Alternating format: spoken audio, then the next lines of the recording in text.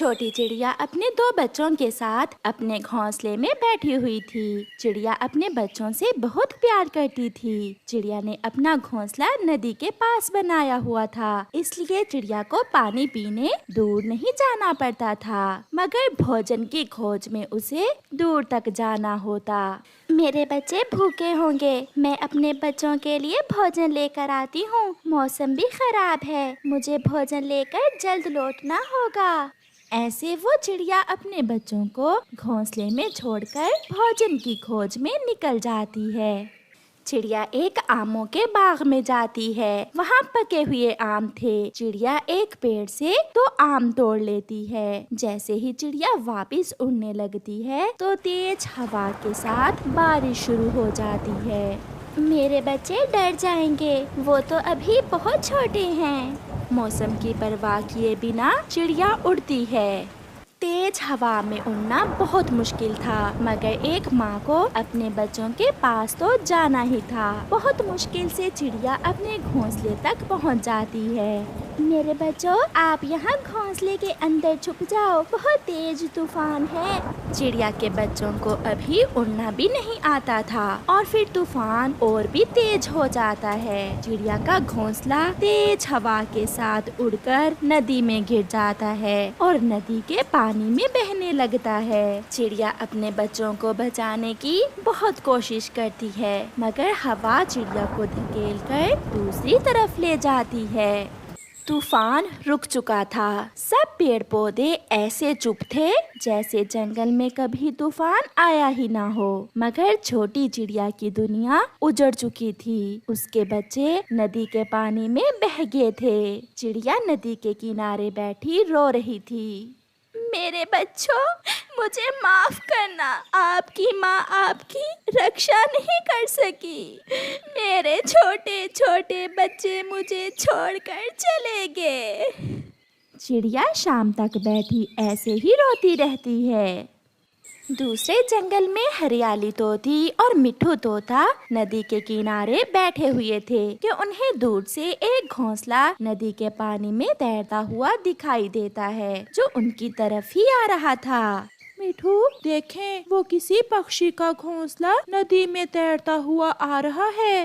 कल रात के तूफान में किसी पक्षी का घोंसला नदी में गिर गया होगा।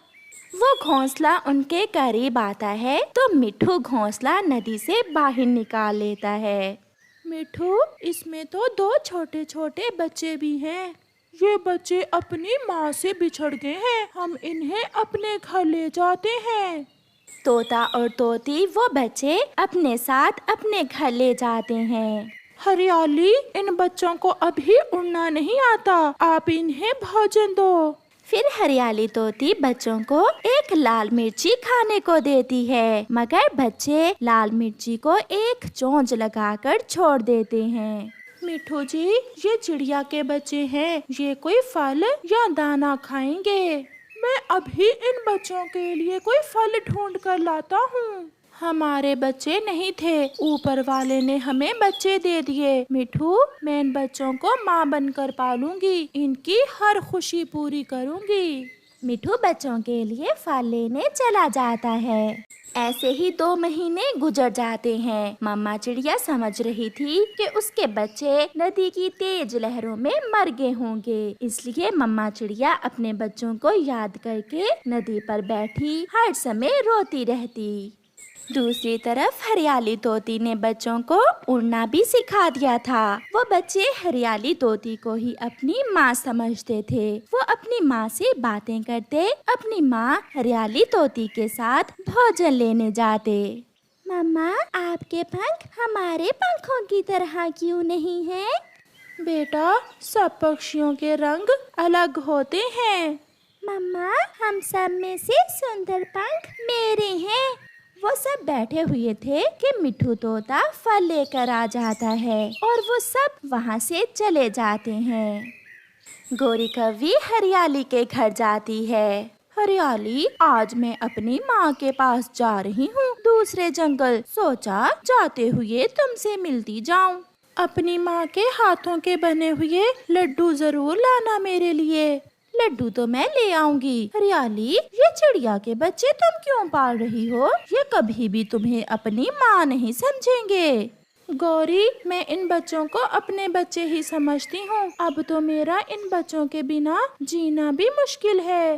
गौरी कव्वी वहाँ से चली जाती है। मम्मा, ये कव्वी हमें चिड़िया के बच्चे क्यों कह रही थी? वो मजाक कर रही थी मेरी बेटी, वो बहुत शरारती है। गौरी कव्वी अपनी माँ वाले जंगल पहुँच जाती है। गौरी अपनी माँ के साथ घर के बाहर बैठी हुई थी कि उसे किसी के रोने की आवाज सुनाई देती है।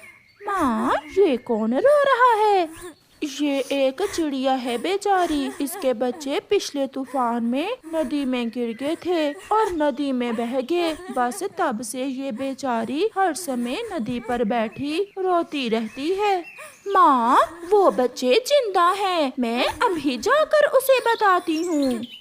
फिर गौरी कव्वी जल्दी से चिड़िया के पास जाती है और उसे जाकर सारी बात बताती है। चिड़िया, एक बेटा और एक बेटी ही थी ना तुम्हारे? हाँ हाँ कव्वी बहन, क्या सच में मेरे बच्चे जिंदा हैं? मेरे जंगल में हरियाली तोती के घर में हैं आपके बच्चे। चिड़िया कुछ सोचे बिना वहाँ से उड़ती है। वो बहुत तेज उड़ती हुई दूसरे जंगल में पहुँच जाती है। कबूतर भैया, मुझे हरियाली तोती के घर जाना है। हरियाली तोती अपने 2 बच्चों के साथ अमरूद खाने गई है। आप वो सामने अमरूद के बाग में जाएं। चिड़िया उड़ती है और अमरूदों के बाग की तरफ जाती है। मिठू तोता, हरियाली और बच्चे बाग में बैठे अमरूद खा रहे थे। मम्मा चिड़िया भी वहाँ पहुँच जाती है। अपने बच्चों को देखकर चिड़िया की आंखों में खुशी के आंसू थे। मेरे बच्चे, मैं आ गई हूँ, आपकी मम्मा। चिड़िया, ये बच्चे मेरे हैं। मैंने बहुत मुश्किल से अपने बच्चों को बड़ा किया है। मैं ये बच्चे किसी को नहीं दूंगी। हरियाली बहन, एक माँ अपने बच्चों के बिना कैसे रह सकती है? इतने में लूसी कबूतरी और कबूतर भागे हुए गुजरते हैं। वो शोर मचा रहे थे। शिकारी, शिकारी, जंगल में शिकारी आ गया है, भागो भागो। सब पक्षी अपनी अपनी जान बचाकर भाग रहे थे। हरियाली और मिठू कुछ सोचे बिना भागकर थोड़ी दूर पेड़ में छुप जाते हैं। एक तीर बहुत तेजी से बच्चों की तरफ आ रहा था। मम्मा चिड़िया बच्चों के सामने दीवार बनकर खड़ी हो जाती है और बच्चों को तीर से बचा लेती है। मम्मा चिड़िया ने अपनी जान देकर बच्चों को बचा लिया था। थोड़ी देर बाद शांति हो जाती है। हरियाली और मिठू भी वहाँ आते हैं। सब रो रहे थे। मम्मा, आप तो यहाँ से चली गईं और इस चिड़िया आंटी ने अपनी जान देकर हमें क्यों बचाया? मगर हरियाली के पास बच्चों के सवाल का कोई जवाब न था। मिठू, ये होती है एक माँ की जिंदगी। ऐसा कहते हुए हरियाली बच्चों को लेकर वहाँ से चली जाती है। प्यारे दोस्तों, देखा आपने, एक माँ अपने बच्चे से कितना प्यार करती है। इसलिए आप भी अपनी माँ की कदर करें। आपका धन्यवाद। दूर किसी जंगल में एक कालू कौवा रहता था, जिसकी कुछ ही दिन पहले गौरी कव्वी से शादी हुई थी। उसकी पत्नी गौरी कव्वी का व्यवहार अपनी सास से कुछ अच्छा ना था। गौरी बेटी, आज शाम को थोड़ा जल्दी घर आ जाना। कितने ही दिन हो गए मैं नदी पर नहीं गई। आज मेरा नदी पर जाने को मन है। कौन बेटी? मैं अपनी माँ की बेटी हूँ। और खबरदार, अगर मुझे फिर से बेटी कहा तो। बेटी, आप हर समय मुझसे ऐसे ही क्यों बात करती हो? सास और बहू में माँ बेटी का रिश्ता ही तो होता है। मुझे अपने रिश्तों की पहचान है। मुझे भाषण देने की कोई जरूरत नहीं है। ऐसा कहते हुए गौरी कव्वी घर से चली जाती है। यार कबूतर, मैं अपनी पत्नी की वजह से बहुत परेशान हूँ। क्या हुआ कालू? मेरी पत्नी हर समय मुझसे लड़ाई करती है और अब तो मेरी पत्नी माँ के साथ रहना भी नहीं चाहती। कालू, आपने आज तक अपनी माँ की इज्जत नहीं की और अब तुम्हारी पत्नी भी तुम्हारे जैसी ही आ गई है। अब तो गई बेचारी काम से। अपनी पत्नी को समझाओ और अपनी माँ के सारे काम आप खुद कर लिया करो।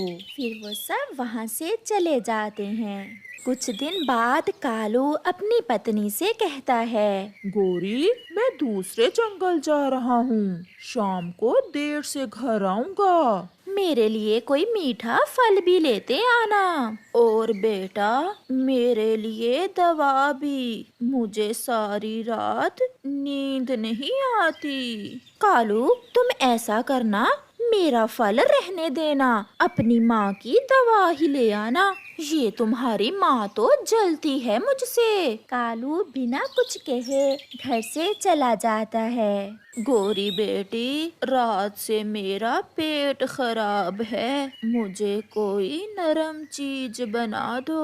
अगर सेवइयाँ हैं घर में तो मुझे थोड़ी सी सेवइयाँ बना दो। तुम्हारा पेट अच्छा भला है, चस्के लगाने के लिए ऐसे नाटक ना किया करो। मेरे पास समय नहीं है तुम्हारी सेवइयाँ बनाने का। मैं अपनी माँ के पास जा रही हूँ। बेटी, आपने कालू को तो नहीं बताया कि आप अपनी माँ के पास जा रही हो। मुझे किसी को बताने की कोई जरूरत नहीं है। ऐसा कहते हुए गोरी कौवी अपनी माँ की तरफ चली जाती है। कालू की माँ उठकर रसोई में जाती है और अपने लिए सेवइयाँ बनाने लगती है। वो आग जलाती है, मगर उसे चक्कर सा आ जाता है और वो वहीं रसोई में गिर जाती है। आज तो केवल 10 रुपए ही है मेरे पास। अब इनसे माँ की दवा लूं या गोरी के लिए मीठा फल ही ले लेता हूँ। माँ की दवा मैं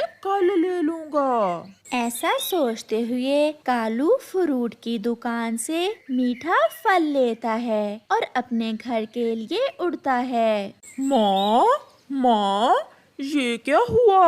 आप यहाँ कैसे गिर गई? मैं सेवइयाँ बनाने लगी थी कि यहाँ गिर गई। बस थोड़ी सी चोट आई है।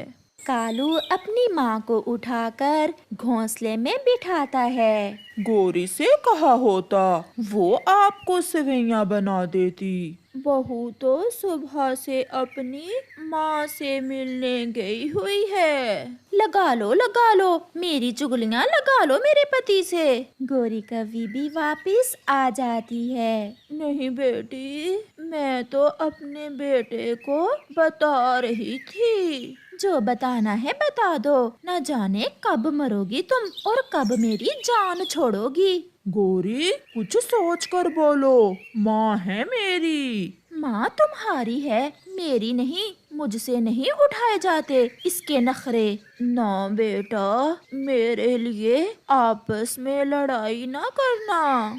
लड़ाई तो अब करवा दी है, अब तो फैसला होगा। मेरी माँ ने मुझे सब बता दिया है कि तुम्हारे जैसी बुढ़ी से कैसे जान छुड़वाते हैं। रात हो जाती है। कालू की माँ रोते हुए सो जाती है। गोरी और कालू भी लेटे हुए थे। कालू, मैंने सोच लिया है, अब तुम्हारे पास 2 रास्ते हैं, फैसला तुम ही करोगे। मैं समझा नहीं गोरी, कैसा फैसला? मेरी माँ ने कहा है कि मैं मैके आ जाऊं। अब तुम देख लो, या तो मुझे नया घर ले दो या फिर अपनी माँ को यहाँ से कहीं और ले जाओ। दोनों में से एक काम करना होगा अब तुम्हें।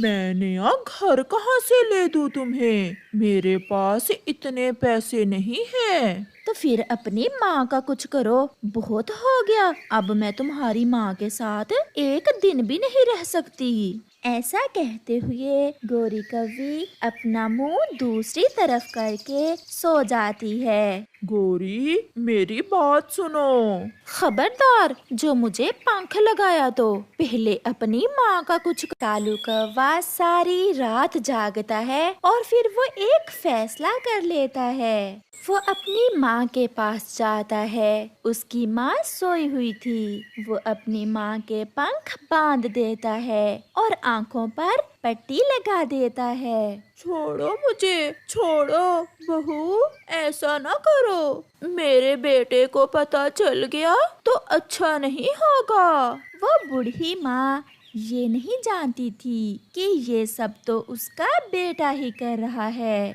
मैंने माँ को बांध दिया है। मैं माँ को वीराने में छोड़ाऊंगा आज। जो भी करो, मुझे इससे क्या। फिर कालू अपनी माँ को एक टोकरी में रखकर वीराने में चला जाता है। बहू, मुझे छोड़ दो।